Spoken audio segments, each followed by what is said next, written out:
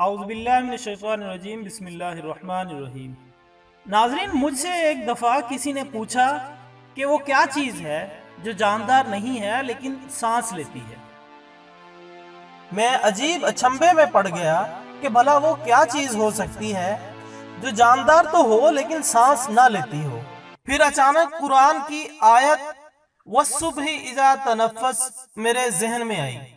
اللہ تعالیٰ اس میں فرماتے ہیں، قسم ہے صبح کی جب وہ گہری سانس لے۔ میں نے جواب دیا کہ وہ صبح ہے جو جاندار تو نہیں لیکن سانس لیتی ہے۔ سوال پوچھنے والا تو مطمئن ہو گیا میرے جواب سے، لیکن میں سوچ میں پڑ گیا کہ بھلا صبح کیسے سانس لے سکتی ہے۔ تفاسیر وغیرہ کھول کر دیکھیں تو مفسرین نے تنفس کا ترجمہ زندہ ہو جانے سے کیا تھا۔ جیسے سانس لے کر انسان زندہ ہوتا ہے، اسی طرح صبح بھی ہر دن زندہ ہو جاتی ہے۔ کچھ نے صبح کو سانس لینا اور رات کو سانس چھوڑنا تعبیر کیا۔ بعض مفسرین نے لکھا کہ لیل سے مراد اسلام سے پہلے کی تاریکی اور یہاں صبح سے مراد حضور صلی اللہ علیہ وسلم کے دور کا اجالا ہے۔ خواتین و حضرات، جب ہم سانس لیتے ہیں تو اپنے اندر آکسیجن سمیٹ لیتے ہیں اور جب چھوڑتے ہیں تو کاربن ڈائی آکسائیڈ نکالتے ہیں۔ اللہ تعالیٰ نے قرآن میں صبح کی قسم کھائی اور فرمایا کہ جب وہ گہری سانس لے۔ خواتین و حضرات، یہاں پر میں آپ کو بتاتا چلوں کہ کچھ ہی عرصہ پہلے سائنس نے فوٹو سینتھسس کا عمل دریافت کیا ہے۔ اس کے مطابق درخت ایک غیر حسی طریقے سے ہوا میں کاربن ڈائی آکسائیڈ کو اپنے اندر سمو کر آکسیجن کا اخراج کرتے ہیں، اور یہ عمل صبح کے وقت سب سے زیادہ عروج پر ہوتا ہے۔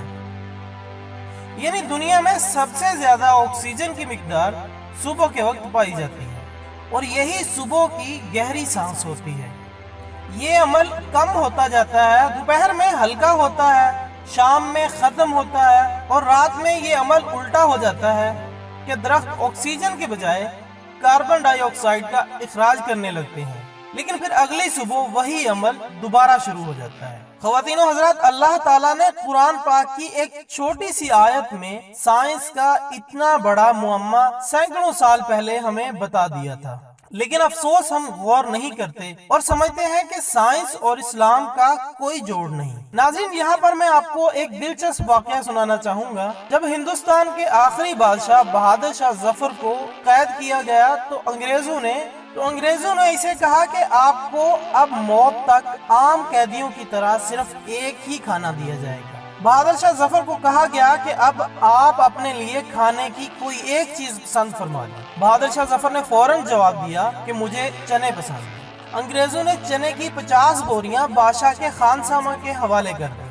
ناظرین، آپ جان کر حیران ہوں گے کہ بہادر شاہ ظفر ان چنوں سے روزانہ ایک نئی ڈش بنواتا، اور اس نے آخری دن تک کوئی سالن رپیٹ نہیں ہونے دی۔